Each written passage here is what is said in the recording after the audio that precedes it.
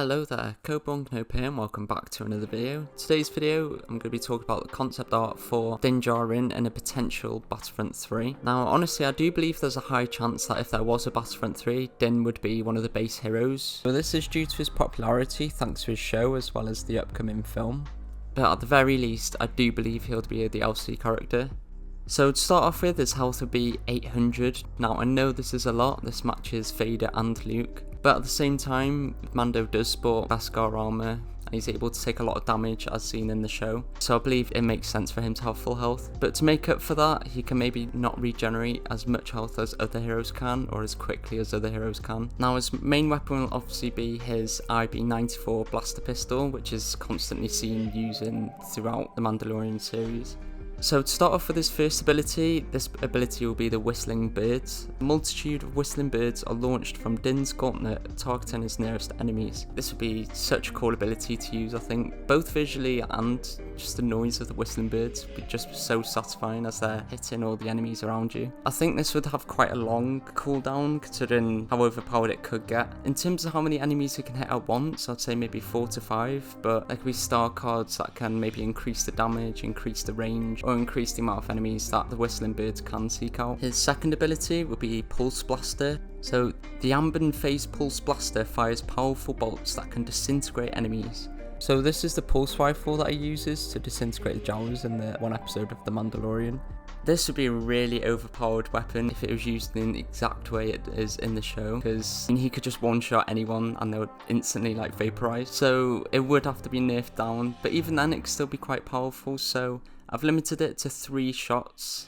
So he'll be given 3 at a time, and every time he takes a shot, he would also have to reload. You would have to wait for each bullet to cool down after using each one individually, in the same sense as other abilities. So this will reload in the same way that the Commando Droid's melee ability reloads. So in terms of damage, I think it should do around 100 to 150 damage. Maybe that's too overpowered, but again, it's still very much nerfed down from what it is in the show at least. Just as a side note, I also think it would be a cool detail if they added a vaporizing animation. So if your shot was enough to kill the enemy, you'd actually see them be vaporized. So his third ability is the Darksaber. So Din performs swift strikes with the Darksaber. So this would work similar to the Commando Droid, however I don't think the final swing would be any different to the first 2 swings. In terms of damage, it could do the same amount as your average lightsaber hero would do. Again though, this is limited to 3 swings in the same way as Pulse Blaster is limited to 3 shots. Now my only worry with this ability is, say they add Pre-Vizsla or something, although the chances of that are very low. If they were to add another Darksaber hero, there would be too many Darksabers. Then again, Anakin's lightsaber is seen several times throughout the game. It could be swapped out for Mando's Beskar spear instead, which would be pretty cool. So either way, I think the ability will work the same.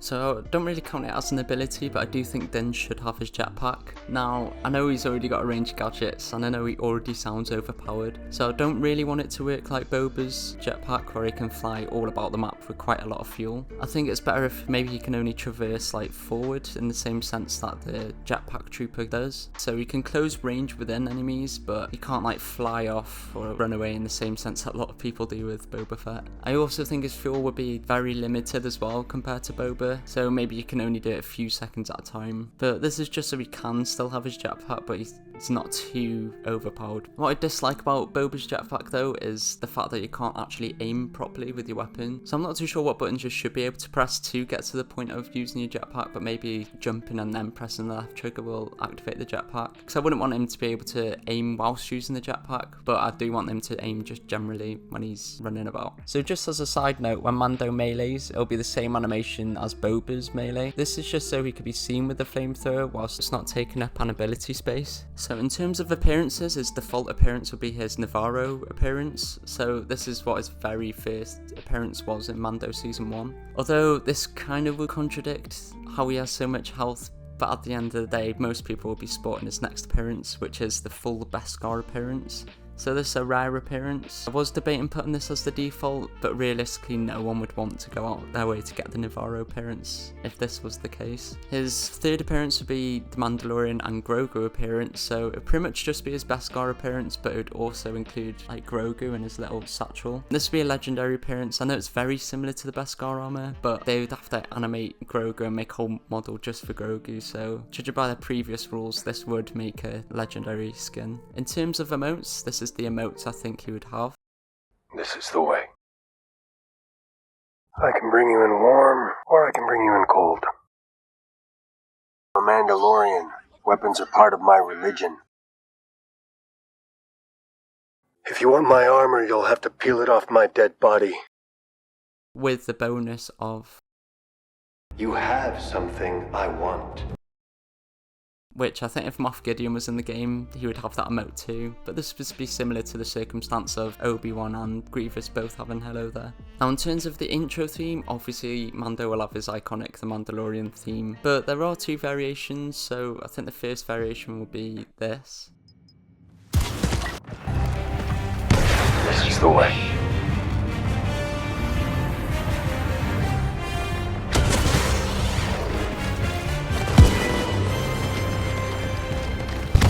Whilst the second variation would be this. This is the way.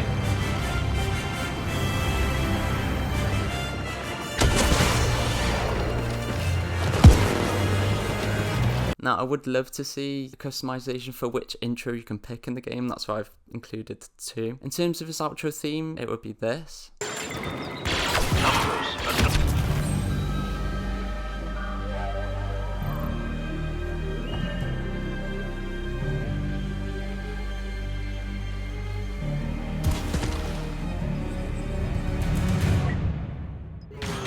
Well, that's all from me this video. Thank you all very much for watching. Let me know what you thought of the concept. Let me know if you want any other concepts for other heroes. Be sure to check out the description for all the links to all my other socials. Thank you all very much for watching, and may the Force be with you.